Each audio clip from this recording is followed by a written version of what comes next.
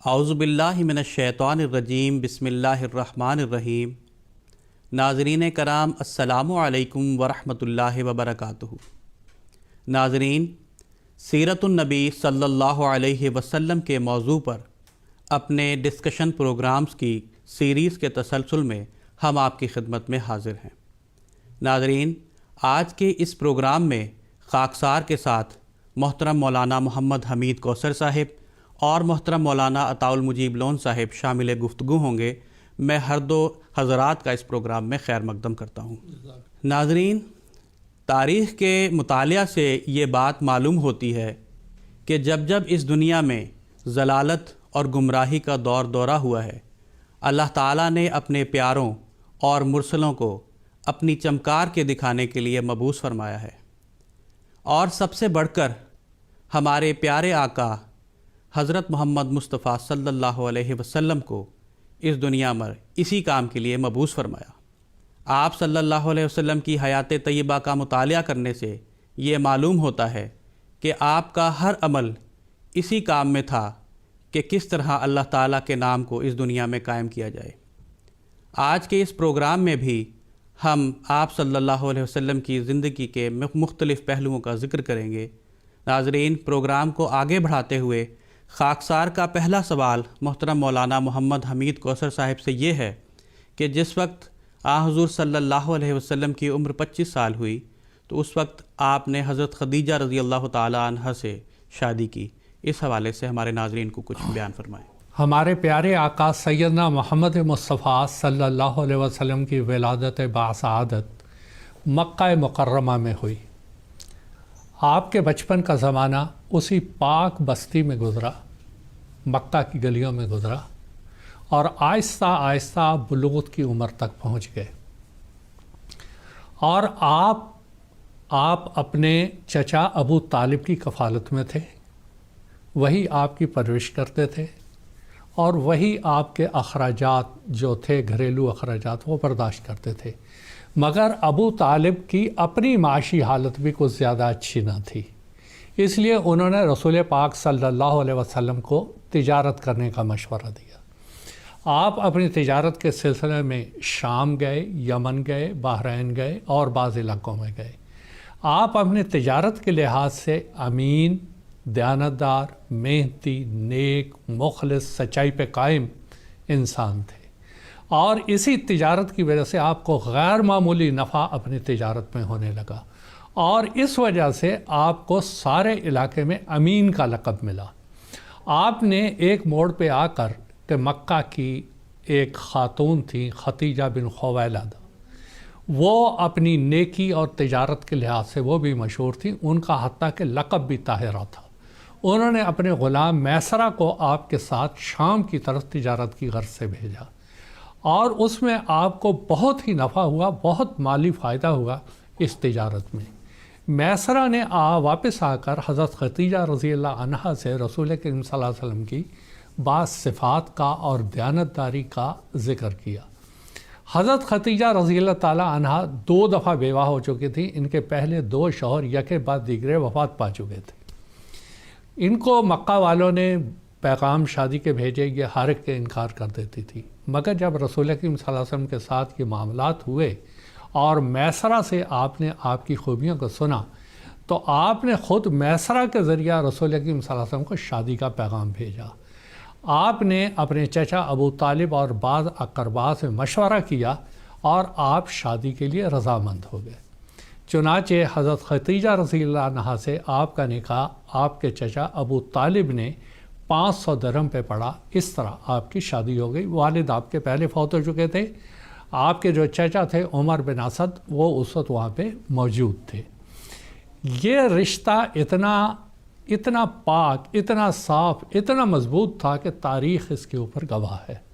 پاکیزگی کی صرف میں ایک مثال دیتا ہوں کہ ایک دفعہ رسول کریم صلی اللہ علیہ وسلم اپنے گھر میں موجود تھے، اور حضرت خدیجہ رضی اللہ عنہا کھانا لے کے آنے والی تھی، برتن اور کچھ کھانا لے کے آنے والی تھی۔ حضرت جبرائیل علیہ السلام رسول کریم صلی اللہ علیہ وسلم کے پاس آئے اور کہنے لگے خدیجہ کھانا لے کے آ رہی ہیں، اسے اس کے رب کا اور میرا سلام پہنچا دیں۔ دیکھیں اتنی وہ پاک خاتون تھی کہ اللہ تعالیٰ نے اور جبریل علیہ السلام نے ان کو سلام کہا۔ اور سب سے بڑی بات جو ان کے آگے ساری تاریخ سے پتہ چلتا ہے، جس کے اوپر مورخین نے بہت کچھ لکھا ہے، کہ یہ ایک بڑے تناعم میں آرام اور آشائش کی زندگی ان کی تھی، دولت مند خاتون تھی۔ جو تلخیاں زندگی کی تھیں وہ انہوں نے کچھ زیادہ برداشت نہیں کی تھیں، لیکن سب سے زیادہ ان کا صبر آزما دور وہ تھا جب کہ رسول کریم صلی اللہ علیہ وسلم 3 سال کے لیے شیبہ ابی طالب میں محصور کر دیے گئے، اور ان کے چھوٹے چھوٹے بچے تھے اس وقت، اور رسول کریم صلی اللہ علیہ وسلم 3 سال وہاں محصور رہے۔ کچھ کھانے کو نہیں تھا۔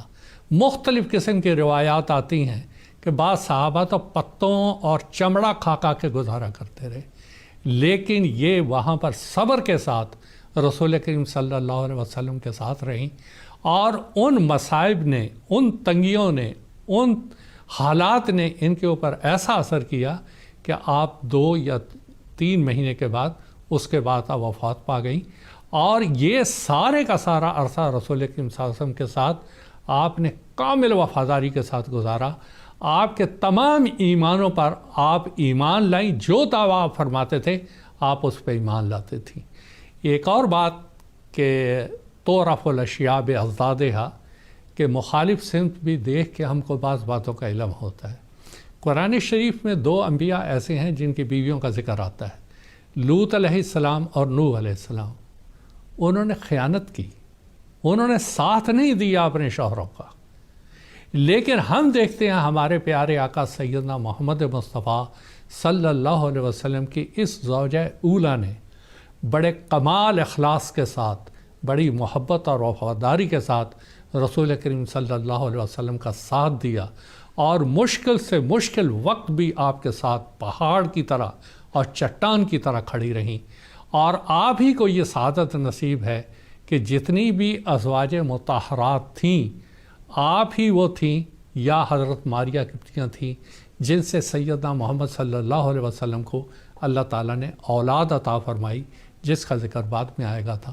یہ مختصر وہ ذکر تھا کہ رسول کریم صلی اللہ علیہ وسلم کا حضرت خدیجہ سے کب نکاح اور شادی ہوئی۔ پروگرام کے تسلسل میں خاکسار کا اگلا سوال محترم مولانا عطاء المجیب لون صاحب سے یہ ہے کہ حضرت خدیجہ رضی اللہ تعالی عنہا نے شادی کے بعد اپنا تمام مال اور اپنے تمام غلام جو تھے حضرت رسول کریم صلی اللہ علیہ وسلم کی خدمت میں پیش فرما دیے تھے، اس حوالے سے کچھ روشنی ڈالنے کی درخواست۔ جیسا کہ ابھی محترم مولانا محمد حمید کوثر صاحب نے بھی تفصیل سے ذکر فرمایا کہ حضرت خدیجہ رضی اللہ تعالی عنہا کی حضرت صلی اللہ علیہ وسلم کے ساتھ شادی ہوئی۔ حضرت صلی اللہ علیہ وسلم کی عمر اس وقت 25 سال تھی، اور حضرت خدیجہ رضی اللہ تعالی عنہا کی عمر 40 سال بیان کی جاتی ہے۔ تو شادی کے بعد، اور یہ بھی ذکر ہوا کہ حضرت خدیجہ رضی اللہ تعالی عنہا مکہ میں مالدار خاتون مشہور تھی، کافی اموال ان کے پاس موجود تھے، کافی غلام ان کے پاس موجود تھے۔ جب حضرت صلی اللہ علیہ وسلم کے ساتھ آپ کی شادی ہوئی تو آپ نے اس بات کو محسوس کیا کہ حضرت صلی اللہ علیہ وسلم کو یہ احساس ہوتا ہوگا، ان کا حساس دل یہ محسوس کرتا ہوگا کہ ان کی بیوی مالدار ہیں، کافی اموال ان کے پاس ہیں، اور خود وہ جیسا کہ ہم جانتے ہیں نہایت سادہ زندگی، پوری زندگی انہوں نے نہایت سادہ گزاری ہے، اور شادی کے وقت بھی ان کی عمر بہت سادہ تھی، کوئی مال و متاع یا غلام وغیرہ ان کے پاس موجود نہیں تھے۔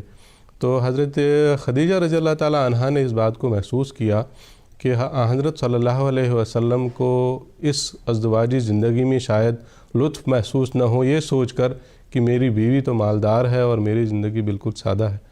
تو آپ نے ارادہ کیا اور آپ نے حضرت صلی اللہ علیہ وسلم کے سامنے اس بات کا ذکر فرمایا کہ میں اپنے تمام غلام اور تمام اموال آپ کے سپرد کرنا چاہتی ہوں۔ حضرت نبی اکرم صلی اللہ علیہ وسلم نے جب اس ارادے کو معلوم کیا تو آپ نے پھر پوچھا ان سے دوسری مرتبہ تصدیق کرنے کی غرض سے غالباً کہ کیا سچ مچ آپ اپنے تمام اموال اور اپنے تمام غلام میرے سپرد کرنا چاہتی ہیں؟ تو حضرت خدیجہ رضی اللہ تعالی عنہا نے دوبارہ اس بات کا اقرار کیا کہ ہاں میں اپنے تمام اموال اور تمام غلام آپ کے سپرد کرنا چاہتی ہوں۔ تو حضرت نبی اکرم صلی اللہ علیہ وسلم نے جواب دیا تو میرا جو سب سے پہلا کام ہوگا وہ یہ ہوگا کہ میں تمام کے تمام غلام کو آزاد کر دوں۔ چنانچہ وہ تمام کے تمام غلام بلائے گئے اور آپ نے اسی وقت ان تمام غلاموں کو آزاد کر دیا، اور جتنے بھی اموال حضرت خدیجہ رضی اللہ تعالیٰ عنہا کے تھے، اور حضرت خدیجہ نے اب حضرت صلی اللہ علیہ وسلم کو ان کا مالک بنا دیا، تو حضرت صلی اللہ علیہ وسلم نے وہ تمام اموال بھی غربا میں تقسیم کر دیا، اپنے پاس کچھ بھی نہیں رہنے دیا۔ لیکن ان غلاموں میں سے وہ سارے غلام تو آزاد ہو گئے، لیکن ان غلاموں میں سے ایک غلام تھا جس کا نام تھا زید بن حارثہ، حضرت زید بن حارثہ رضی اللہ تعالیٰ عنہ۔ یہ بھی حضرت خدیجہ کے غلاموں میں سے تھے۔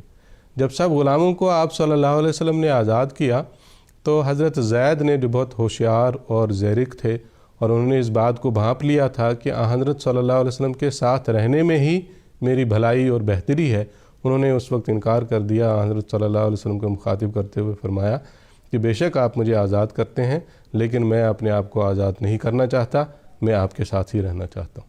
تو اس وقت بھی حضرت زید رضی اللہ تعالیٰ عنہ آپ کے ساتھ ہی رہے۔ اور پھر ایک موقع اور آیا، یہ حضرت زید جو تھے یہ دراصل ایک آزاد خاندان کے لڑکے تھے۔ حضرت خدیجہ رضی اللہ تعالیٰ عنہا کے بھتیجے تھے حکیم بن حزام، وہ تجارت کیا کرتے تھے، مختلف علاقوں میں تجارت کے لیے جایا کرتے تھے۔ ایک موقع پر انہوں نے اس تجارت کے دوران کچھ غلام خرید کے لائے، ان میں سے یہ بھی تھے۔ یہ آزاد خاندان کے تھے، لیکن لوٹ مار میں ان کو قید کر لیا گیا تھا اور غلام بنا لیا گیا تھا۔ چنانچہ انہوں نے یہ جو غلام خرید کر لائے ان کو بھی خریدا اور حضرت خدیجہ کے سپرد کر دیا۔ اب جب حضرت خدیجہ رضی اللہ تعالیٰ عنہا نے سارے غلام حضرت صلی اللہ علیہ وسلم کے سپرد کر دیے تو یہ بھی آپ کے سپرد ہوئے، تو آپ نے انکار کر دیا کہ میں آزاد نہیں ہونا چاہتا جب حضرت صلی اللہ علیہ وسلم نے سب کو آزاد کیا۔ پھر ایک موقع اور آیا کہ کچھ عرصے کے بعد اس کے والد حارثہ اور اس کے چچا جن کا نام کعب تھا، یہ دونوں ڈھونڈتے ڈھونڈتے مکہ پہنچ گئے۔ شاید پتہ لگ گیا ان کو کہ حضرت زید جو ہیں مکہ میں ہیں، تو وہ مکہ پہنچے، حضرت صلی اللہ علیہ وسلم کے پاس پہنچے، معلوم کیا کہ زید ان کے پاس ہیں، تو آپ نے اپنے بیٹے کا مطالبہ حضرت صلی اللہ علیہ وسلم کے سامنے کیا۔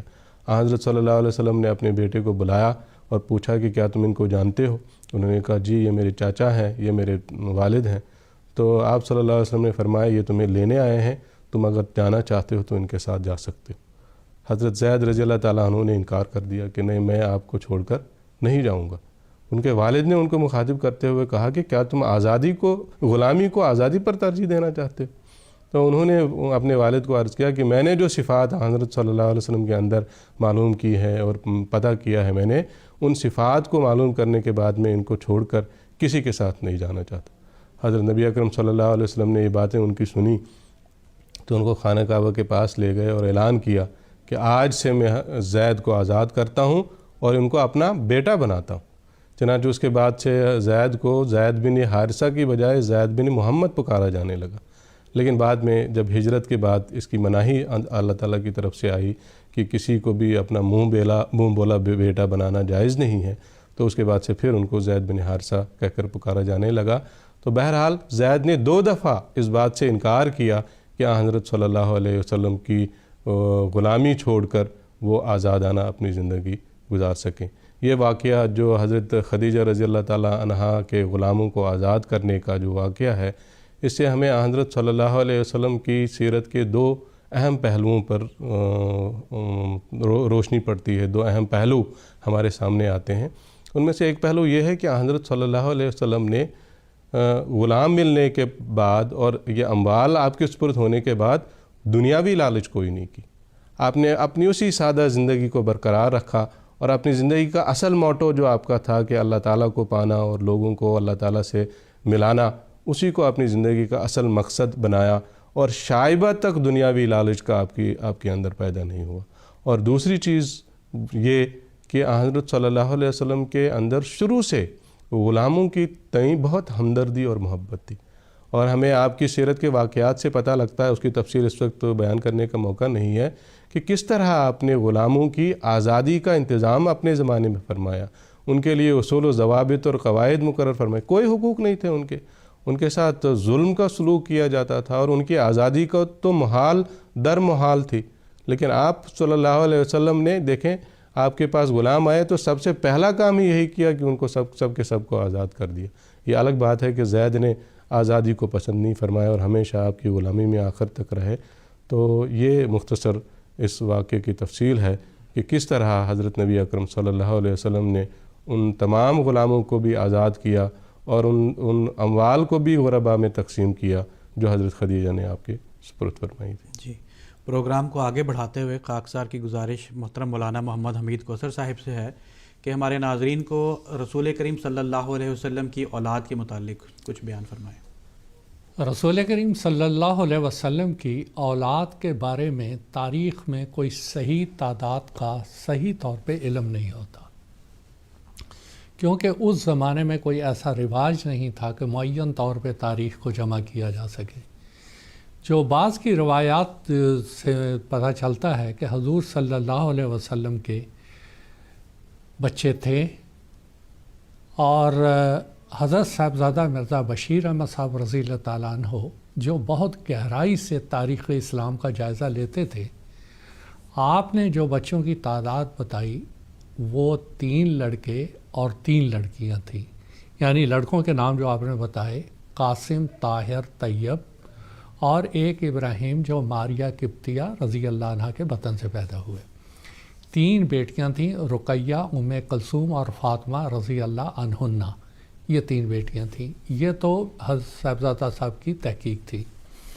حضرت مسیح موعود علیہ الصلوۃ والسلام نے اپنی کتاب چشمہ معرفت میں یہ تحریر فرمایا کہ بعض تاریخ دان اور جو تاریخ کا مطالعہ کرتے ہیں ان کے یہ علم میں ہوگی یہ بات کہ رسول کریم صلی اللہ علیہ وسلم کے 11 لڑکے یعنی 11 بچے تھے۔ آپ نے تاریخ دان کے حوالے سے یہ چشمہ معرفت میں یہ بیان کیا۔ علامہ شبلی نعمانی نے اپنی کتاب سیرت النبی میں رسول کریم صلی اللہ علیہ وسلم کی بچوں کی تعداد جو بیان کی وہ 12 بچے بیان کیے کہ 8 لڑکے تھے اور 4 لڑکیاں تھیں۔ یہ سارے کے سارے وہ بچے تھے جو کہ بلوغت سے پہلے مختلف اعمار میں وفات پا گئے، اور کوئی ایک لڑکا ایسا نہیں تھا جو بلوغت کی عمر میں پہنچا۔ ہاں، لڑکیاں جو تھیں وہ بلوغت کی عمر کو پہنچیں اور ان کی شادیاں ہوئیں۔ مثال کے طور پہ رقیہ اور ام کلثوم رضی اللہ عنہما کی شادی حضرت عثمان رضی اللہ تعالیٰ عنہ سے یکے بعد دیگرے ہوئی۔ جب پہلی وفات پا گئی تو دوسری سے شادی ہوئی۔ حضرت فاطمہ رضی اللہ عنہا کی اولاد جو تھی وہ شادی حضرت علی رضی اللہ تعالیٰ عنہ سے ہوئی، اور وہی آگے یہ ساری اولاد کہلاتی ہے۔ ایک بیٹی زینب رضی اللہ عنہا کا بھی ذکر آتا ہے، لیکن بہرحال یہ سارے میں نے جیسا کہ بتایا آپ کو، یہ مختلف تاریخ کی کتب میں مختلف تعداد اور مختلف نام جو ہیں وہ تاریخ دانوں نے لکھے ہیں۔ لیکن ایک بات جو حتمی اور یقینی ہے وہ یہ کہ لڑکوں میں سے کوئی بھی بلوغت کی عمر کو نہیں پہنچا ہے، اور یہ خود اللہ تعالیٰ نے قرآن مجید میں اس کا ذکر کیا ہے، ما کان محمد ابا احد من رجالکم ولکن رسول اللہ و خاتم النبیین، کہ یہ بات حتمی اور یقینی ہے کہ محمد مردوں میں سے کسی کے باپ نہیں ہے۔ اور یہی بات قریش مکہ رسول کریم صلی اللہ علیہ وسلم کو دشمنان کہتے تھے کہ اِنَّ شَانِئَکَ هُوَ الْأَبْتَرُ۔ وہ یہ کہتے تھے کہ جب اس کی کوئی نرینہ اولاد ہی نہیں تو ہماری اصطلاح کے مطابق آپ وہ ہیں جس کا کہ ابتر کے لفظ کے ساتھ ذکر کیا جاتا ہے۔ اللہ تعالیٰ اس کا ذکر کرتا ہے کہ دیکھ اے لوگو، دیکھو ایک بات کہ تم جو دشمن ہو اِنَّ شَانِئَکَ وہی ابتر رہیں گے۔ حضرت محمد مصطفیٰ صلی اللہ علیہ وسلم کی روحانی اولاد ہوگی، اور آگے اللہ تعالیٰ نے فرمایا کہ محمد مردوں میں سے تھے، کسی کے باپ نہیں ہے۔ یہ بات ٹھیک ہے، لیکن جو استدراک کے لیے آتا ہے پہلے جملے میں جو شبہ پیدا ہو گیا ہوتا ہے، دوسرے جملے میں اس کا جواب دیا جاتا ہے۔ پہلے جملے میں یہ شبہ پیدا ہوا تھا کہ جب آپ مردوں میں سے کسی کے والد نہیں ہیں، اب نہیں ہیں، اس کا مطلب ہے العیاذ باللہ، نعوذ باللہ، آپ ابتر اور بے اولاد تھے۔ اللہ تعالیٰ نے اس شبہ کا ازالہ اس طرح کیا، وَلَٰكِن رسول اللہ، وہ اللہ کا رسول ہے۔ इस नाते वो तमाम मोमिनों का बाप है। इसी सूरह अहज़ाब में जहाँ ये आयत है, आगे चंद आयतों में है अज़वाजुहु उम्महातुहुम, कि मोहम्मद सल्लल्लाहु अलैहि वसल्लम की बीवियाँ, उसकी बीवियाँ मोमिनों की माएँ हैं, और मोहम्मद सल्लल्लाहु अलैहि वसल्लम रूहानी तौर पे मोमिनों के बाप करार पाए। तो तुम जो ये कहते हो मर्दों में से किसी का बाप नहीं, तुम बिल्कुल गलत और झूठ बोल रहे हो। और इतना ही नहीं, वह खातमन नबीयीन, वो तो ऐसा है जो कि नबियों की आगे मोहर है, इसकी इत्तबा से आगे नबी, सिद्दीक, शहीद, सालेह, रूहानी औलाद चलती चली जाएगी। तो खुलासा कलाम ये कि रसूल करीम सल्लल्लाहु अलैहि वसल्लम की जो लड़के थे उनके बारे में अल्लाह ने फरमा दिया किसी हिकमत के तहत वो बलूगत तक नहीं पहुँचे, बच्चियाँ पहुँची, रूहानी औलाद आपकी क़यामत तक रहेगी और ये चलती चली जाएगी। ये है खुलासा आपके सवाल का। प्रोग्राम के तसलसल में खाकसार का अगला सवाल मोहतरम मौलाना अताउल मुजीब लोन साहब से ये है कि रसूल करीम सल्लल्लाहु अलैहि वसल्लम की हयात तय्यबा का मुतालिया करने से ये बात पता लगती है कि जिस वक्त खाना काबा की असर नौ तामीर की गई और जिस वक्त हजर अस्वद के मकाम पर पहुँचे तो कबाइल कुरैश पे इस बात को लेकर सख्त झगड़ा हुआ कि इस पत्थर को, हजर अस्वद को, उसके अपने मकाम पर कौन सा कबीला रखेगा। तो इस हवाले से खाकसार की गुजारिश है कि कुछ रोशनी डालें। जी, खाना काबा को बैतुल अतीक कुरान मजीद में कहा गया है सबसे पुराना घर, और इसी तरह कुरान मजीद में खाना काबा के ताल्लुक़ से ये भी आता है कि इन्ना अव्वला बैतिन वुज़िया लिन्नासि लल्लज़ी बिबक्का, कि यकीनन पहला घर जो लोगों के फ़ायदे के लिए बनाया गया है वो घर है जो मक्का में है, यानी खाना काबा है। तो इस लिहाज से हमें पता लगता है कि खाना काबा की तामीर मुख्तलिफ़ मराहिल में, मुख्तलिफ़ मौक़े पे, मुख्तलिफ़ अंबिया के ज़रिए से हुई है और होती रही होगी।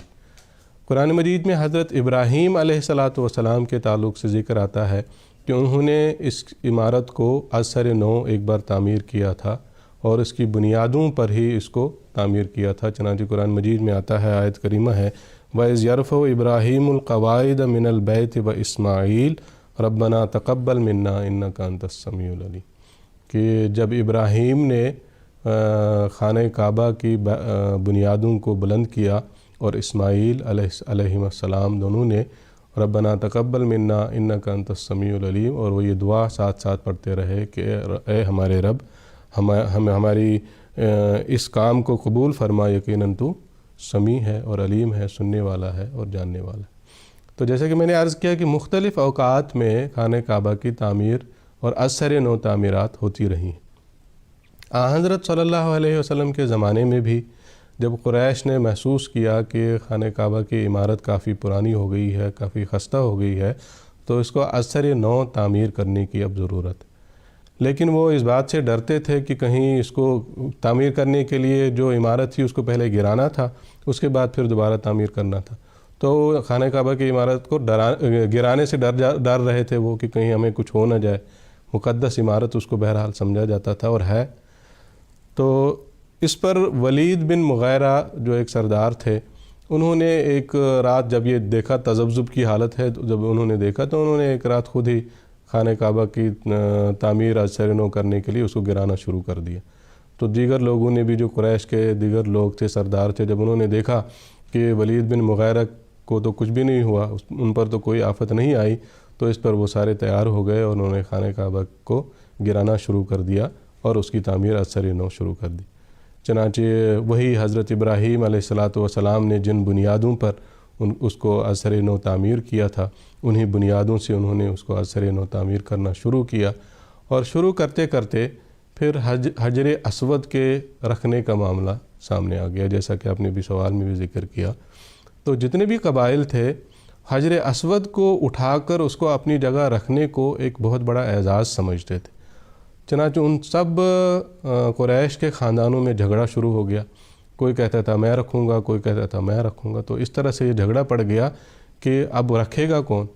चनांचे हज़रत मिर्ज़ा बशीर अहमद साहब रज़ी अल्लाह ताला अन्हु ने अपनी किताब सीरत ख़ातमुन नबीयीन में ज़िक्र फरमाया है कि बाज़ कबाइल ने, बाज़ ख़ानदानों ने खून की प्याली में अपनी उंगलियां डुबो डुबो के कस्में खाईं کہ یہ اعزاز ہم کسی دوسرے قبیلے کو نہیں دے سکتے، یہ اعزاز ہمیں ہی حاصل ہوگا اور کسی قبیلے کو نہیں ملے گا۔ تو اس طرح کی یہ کیفیت پیدا ہو گئی تھی حجر اسود کو رکھنے کے تعلق سے، اتنا بڑا جھگڑا پیدا ہو گیا تھا کہ اس کو رکھے گا کون۔ چنانچہ اس پر جب یہ صورتحال سامنے آئی تو ابو امیہ بن مغیرہ ایک سردار تھے، انہوں نے ایک تجویز پیش کر دی سب کے سامنے، سب جمع تھے تو سب کے سامنے ایک تجویز انہوں نے پیش کر دی کہ جو بھی سب سے پہلا شخص حرم کے اندر داخل ہوگا اس کے ذریعے سے اس جھگڑے کا فیصلہ کروایا جائے گا۔ تو سب نے اس پر اتفاق کیا کہ ہاں بالکل صحیح بات ہے، اس وقت جو بھی سب سے پہلا فرد، جو بھی سب سے پہلا شخص یہاں حرم کے اندر داخل ہو جائے گا اس کے ذریعے سے اس کا فیصلہ کروایا جائے گا۔ چنانچہ جب انہوں نے یہ تجویز جب پاس ہو گئی ان سب کے درمیان، تو کچھ عرصے کے اندر ہی، تھوڑی سی اسنا میں ہی حضرت نبی اکرم صلی اللہ علیہ وسلم آتے ہوئے دکھائی دے اور وہ حرم کے اندر داخل ہوئے، اور جو ہی وہ حرم کے اندر داخل ہوئے تو سب نے پکار کر کہا کہ امین آیا، امین آیا۔ جیسا کہ بھی ذکر بھی ہوا، حضرت نبی اکرم صلی اللہ علیہ وسلم کے تعلق سے یہ مشہور تھا کہ یہ نہایت امین اور امانت دار انسان ہے، اور اس وقت جب وہ حرم میں داخل ہوئے تو سب نے یہی کہہ کر ان کو پکارنا شروع کیا کہ امین آیا، اور سب کو اس بات سے ایک لحاظ سے سب کو اس بات کا اطمینان ہو گیا کہ سب سے موزوں شخص اب یہاں آ گیا ہے، اور یہ سب سے موزوں شخص ہی ہمارے قضیے کا فیصلہ اب کر لے گا۔ اور وہ قضیے کا فیصلہ بھی کتنا زبردست حضرت صلی اللہ علیہ وسلم نے فرمایا، تاریخ کا حصہ ہے۔ چنانچہ جب حضرت صلی اللہ علیہ وسلم ان کے قریب آئے اور انہوں نے اپنا واقعہ سارا ان کے سامنے بیان کیا، تو حضرت نبی اکرم صلی اللہ علیہ وسلم نے اپنے کندھے سے چادر اتاری، چادر کو زمین پہ رکھا اور اپنے ہاتھ سے حجر اسود کو اس کے اندر ڈال دیا، چادر کے اندر، اور جتنے بھی قبائل جمع تھے ان سب کے سرداروں کو کہا کہ اس چادر کے کونوں کو اب سب کے سب پکڑ لو۔ سب نے بڑی بشاشت کے ساتھ، بڑے خوش ہو کر سب نے چادر کے کونوں کو پکڑا اور اس کو اٹھا کر اس جگہ لے گئے جہاں اس کو رکھا جانا تھا، اور وہاں حضرت نبی اکرم صلی اللہ علیہ وسلم نے خود اپنے دست مبارک سے اس پتھر کو اس کی جگہ رکھ دیا۔ اس طرح سے وہ تمام کے تمام قبائل کے سردار جو وہاں موجود تھے وہ خوش ہوئے اور بڑے اطمینان اور بڑی بشاشت سے اس فیصلے کو قبول کیا۔ اور اس میں ایک پہلو یہ بھی ہمیں نظر آتا ہے کہ اللہ تعالیٰ نے خانہ کعبہ کی جو تعمیر اس زمانے میں ہوئی، اس تعمیر کے وقت حجر اسود کو حضرت نبی اکرم صلی اللہ علیہ وسلم کے ذریعے ہی عملاً اس کو اپنی جگہ پہ رکھوایا۔ تو یہ بھی ہمیں اس بات کا بھی علم ہوتا ہے۔ بہرحال وہ یہ جو جھگڑا ان کے مابین، ان قبائل کے مابین ہوا تھا، بڑے ہی پر حکمت انداز میں حضرت نبی اکرم صلی اللہ علیہ وسلم نے اس جھگڑے کا فیصلہ کیا، اور سارے کے سارے قبیلے کے جتنے بھی لوگ وہاں موجود تھے، سردار، وہ سب خوش ہوئے اور اطمینان سے انہوں نے اس فیصلے کو قبول کیا۔ جزاکم اللہ۔ ناظرین، اس کے ساتھ ہی ہمارے آج کے اس پروگرام کا وقت ہوا چاہتا ہے۔ پروگرام کے اختتام میں خاکسار حضرت مسیح موعود علیہ السلام کا ایک اقتباس پیش کرے گا۔ حضرت مسیح موعود علیہ السلام فرماتے ہیں، یہ عجیب بات ہے کہ دنیا ختم ہونے کو ہے، مگر اس کامل نبی کے فیضان کی شعائیں اب تک ختم نہیں ہوئیں۔ اگر خدا کا کلام قرآن شریف مانے نہ ہوتا تو فقط یہی نبی تھا جس کی نسبت ہم کہہ سکتے تھے کہ وہ اب تک ماجسم عنصری زندہ آسمان پر موجود ہے، کیونکہ ہم اس کی زندگی کے صریح آثار پاتے ہیں۔ اس کا دین زندہ ہے، اس کی پیروی کرنے والا زندہ ہو جاتا ہے اور اس کے ذریعہ سے زندہ خدا مل جاتا ہے۔ ہم نے دیکھ لیا ہے کہ خدا اس سے اور اس کے دین سے اور اس کے محب سے محبت کرتا ہے، اور یاد رہے کہ در حقیقت وہ زندہ ہے اور آسمان پر سب سے اس کا مقام برتر ہے، لیکن یہ جسم عنصری جو فانی ہے یہ نہیں ہے، بلکہ ایک اور نورانی جسم کے ساتھ جو لازوال ہے اپنے خدائے مقتدر کے پاس آسمان پر ہے۔ حقیقت الوحی، روحانی خزائن، جلد 22، صفحہ 118 119 حاشیہ۔ ناظرین، اس کے ساتھ ہی ہمارا آج کا پروگرام اختتام پذیر ہوتا ہے۔ اجازت دیجیے۔ السلام علیکم ورحمۃ اللہ وبرکاتہ۔